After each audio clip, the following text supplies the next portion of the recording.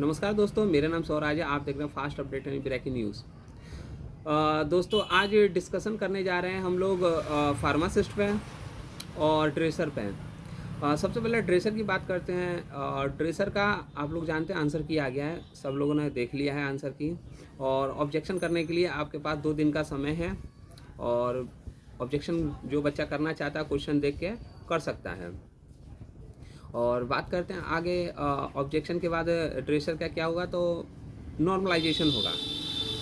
बहुत बच्चे जानते हैं नॉर्मलाइजेशन क्या होता है और जो नहीं जानते हैं वो जान लें।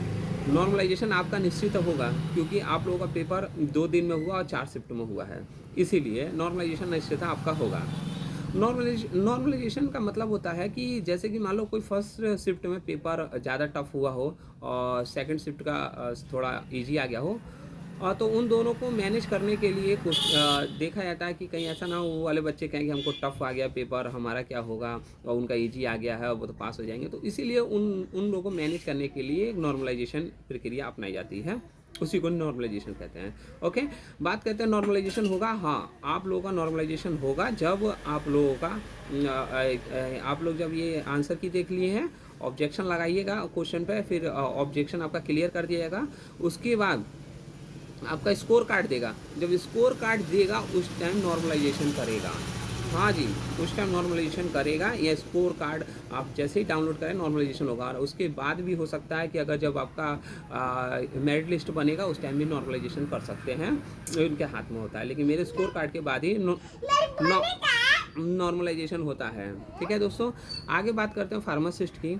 फार्मासिस्ट की बात करते हैं तो फार्मासिस्ट में बच्चे कह रहे हैं कि सर मेरे पास रजिस्ट्रेशन नंबर नहीं था तो मैंने ये नंबर डाल दिया, मेरे पास रजिस्ट्रेशन नंबर नहीं था तो मैंने कॉलेज का एनरोलमेंट नंबर डाल दिया, मैंने ये डाल दिया, मैंने वो डाल दिया।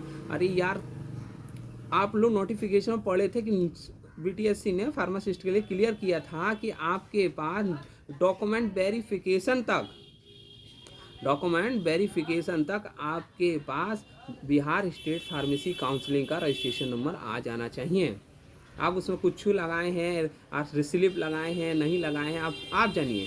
लेकिन उसका कहने का अर्थ ये था कि आपके पास जब डॉक्यूमेंट वेरिफिकेशन होगा जब तक आपके पास फार्मेसी काउंसलिंग का रजिस्ट्रेशन नंबर होना चाहिए। अगर आपके पास उस टाइम नहीं होगा तो आप इस पेपर के योग्यता नहीं रखते हैं, सीधी सी बात है। जिस बच्चों के पास रजिस्ट्रेशन है वो अपना सारे डॉक्यूमेंट तैयार कर दे, डॉक्यूमेंट बता देते हैं कौन कौन सा लगेगा उसमें, और रेडी रखें अपने डॉक्यूमेंट। और जो बच्चा कह रहा है कि मैंने सर 2 साल पहले का कास्ट लगाया है अब नहीं है, तो कोई बात ना, 2 साल पहले का लगाया है, कास्ट रहती वही है, कास्ट आपकी नहीं बदल सकती। निवास आपका बिहार का होना चाहिए तभी आपको डोमिसाइल लागू होगा। जो एसटी, एससी, ओबीसी, ईबीसी के बच्चे हैं, अगर आपने डोमिसाइल नहीं लगाया है, अगर आपने निवास नहीं लगाया है, तो निश्चित है आप कोटा नहीं मिलेगा, आपको जनरल में काउंट होना पड़ेगा। कान खोल के सुन लीजिए, अगर आपने अपने एसटी, एससी, ईबीसी और डब्ल्यूबीसी आपने कोटा नहीं लगाया है तो आपको कोटा नहीं मिलेगा किसी भी कीमत पे। आपको जनरल से फाइट करने पड़ेगी। और पहली बात सुन लीजिए, पहले जनरल की ही सीटें भरी जाती हैं, उसके बाद कोटा वाइज कोटा मिलता है। यानी कि पहले जनरल की जितनी सीटें हैं, 900 कुछ सीटें, वो पहले 900 कुछ सीटें भरी जाएंगी पूरी। जब वो पूरी भरी जाती हैं तो जनरल वाले बच्चे को छांट दिया, पर जनरल वाले बच्चे बाहर चले जाते हैं, फिर कोटा वाली सीटें भरती हैं, जैसे कि OBC, EBC, WBC, SC, ST की। इसीलिए इन लोगों की कटअप कम होती है। तो आप जानते हैं कि 40 नंबर लाना जनरल के लिए था, तो जनरल के 40 नंबर से जितने भी ऊपर के बच्चे हैं वो सब जनरल कैटेगरी से चुने जाएंगे। वो कोई से कैटेगरी से हो, पहले जनरल में भरे जाएंगे। जब वो जनरल में उनका नहीं होता है तब उनकी कैटेगरी में भाई उनको भरा जाएगा। ठीक है, इतना बात क्लियर। अब बात करते हैं डॉक्यूमेंट्स की। तो देखो भाई, सीधी सी बात है, पहले आपके पास हाई स्कूल होनी चाहिए, यानी कि हाई स्कूल है तभी आप आगे फार्मेसी की हो, डिप्लोमा की हो, इंटर की हो।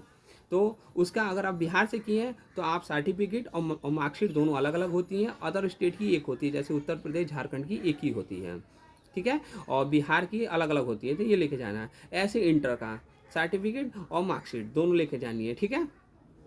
तीसरा आधार कार्ड।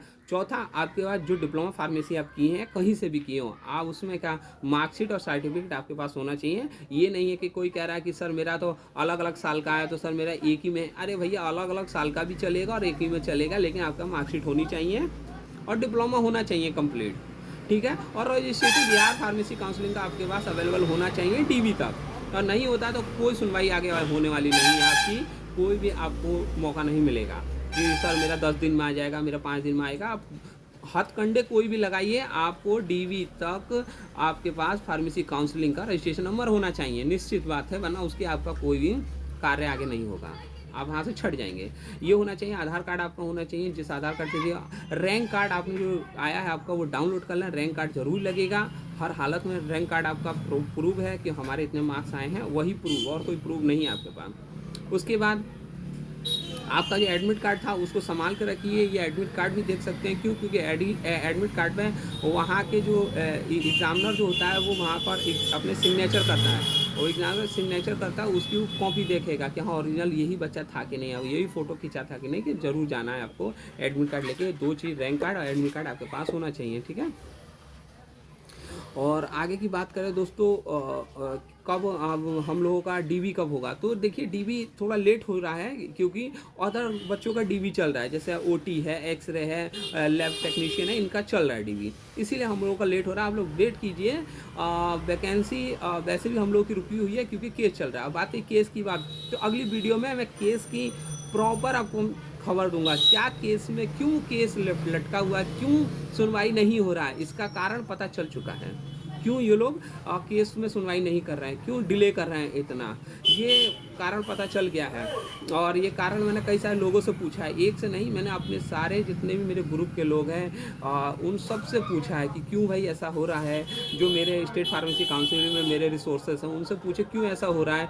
कोर्ट जो लड़ रहे हैं जिसमें हमारी तरफ से पक्षधार है हमारा बिहार हमारा हाई कोर्ट है, और हमारा बीटीएससी फार्मेसी काउंसलिंग भी है, ये दोनों हमारी तरफ से लड़ रहे हैं लोग। क्यों हो रहा है ये हम बताएंगे आपको नेक्स्ट वीडियो में। बस आप कमेंट में लिखो कि हाँ सर बताइए, जल्दी बताइए, अभी आज ही बताइए, तो आज शाम तक मैं बता दूंगा, विद प्रूफ के दूंगा। और हो सकता है कि ऐसे व्यक्ति को मैं भी साथ लेकर आ जाऊँ जो आपको ये प्रूफ बिल्कुल परफेक्ट दे, उस व्यक्ति को साथ लाके बात चल रही है कि वो आ रहा है आज मेरे पास, तो देखो आज पता चल जाएगा। और आप लोग बता दें, मेरा जो ज़िला आता है वो गोपालगंज ज़िला आता है, बिहार का लास्ट ज़िला है, उसके बाद हमारा उत्तर प्रदेश लग जाता है। यहाँ से 6-7 किलोमीटर दूर उत्तर प्रदेश पड़ता है, हम लोग बॉर्डर के हैं। और तो इन्फॉर्मेशन आपको मिलेगी, आज मिल जाएगी शाम तक, और नहीं मिलती है तो 1-2 दिन डिले होगी, लेकिन मिलेगी करूँ। अगर आपसे और कोई जानकारी चाहिए तो मुझे कमेंट में लिखें, मैंने ग्रुप नंबर दिया है, नंबर देता हूँ, बच्चे मेरे पास कॉल करते हैं। आज इतने बच्चों के नाम हैं, देखो मेरे पास ये सारी समस्या है, और उन बच्चों के नाम अभी आपको अगली वीडियो में बताएं कौन कौन समस्या है, वो मेरे पास फ़ोन कर रहे हैं, बिल्कुल क्लियर कर देंगे उन बच्चों के लिए, ठीक है। मिलते हैं अगली वीडियो में। जय हिंद।